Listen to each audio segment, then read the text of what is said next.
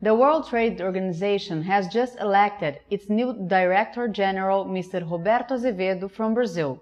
João Paulo, could you comment on the impact that his winning might have for global trade? Hi, Lucila. Mr. Roberto Azevêdo has been the Brazilian representative to the WTO since September 2008 and has acted as a key negotiator in multilateral trade negotiations, including a prominent role as the head of the Brazilian delegation to the Doha round. His election was celebrated by many countries as an opportunity to finally have a representative from developing countries running the WTO, although the Brazilian government wants him to be perceived as a consensus builder for all countries.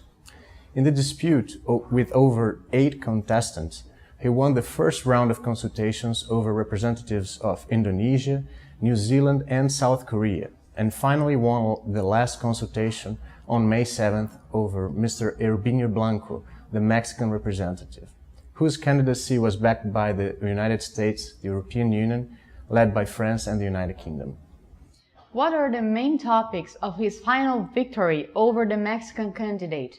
Azevêdo won mainly because of the support of the USA and the European Union for the Mexican candidate was not sufficient to counterbalance the high consideration and admiration that Azevêdo conquered in years of WTO negotiations.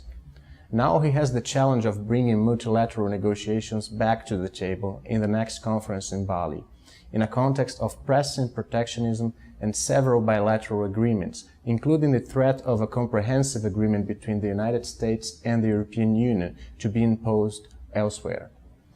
The emphasis of Azevêdo's mandate on eliminating trade distortions and using trade as a means to bring development for all, but especially to the poorest countries, certainly resonated well with voters from developing countries, including those from the Arab region. What participation do Arab countries have in the WTO?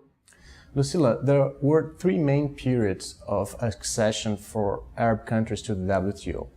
In the years that followed the creation of the organization in 1995, Egypt, Morocco, Bahrain, Tunisia, Kuwait, Mauritania, Djibouti, the United Arab Emirates and Qatar joined it almost right away. By 2000, Oman and Jordan were accepted. And finally, in 2005, a big player finally acceded during the Doha round, Saudi Arabia.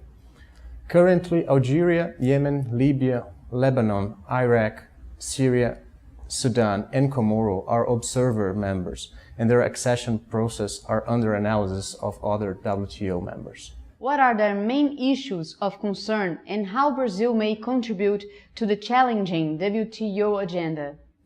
Brazil and the Arab countries, like all other developing countries, have specific interests in global trade.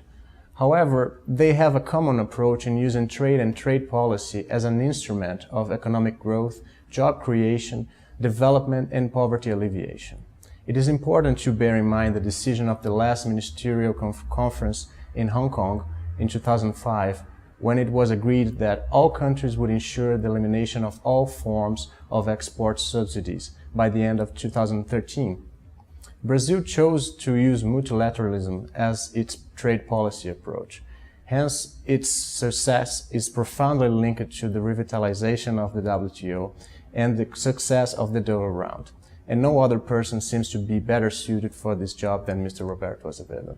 Thank you, João Paulo. Thank you.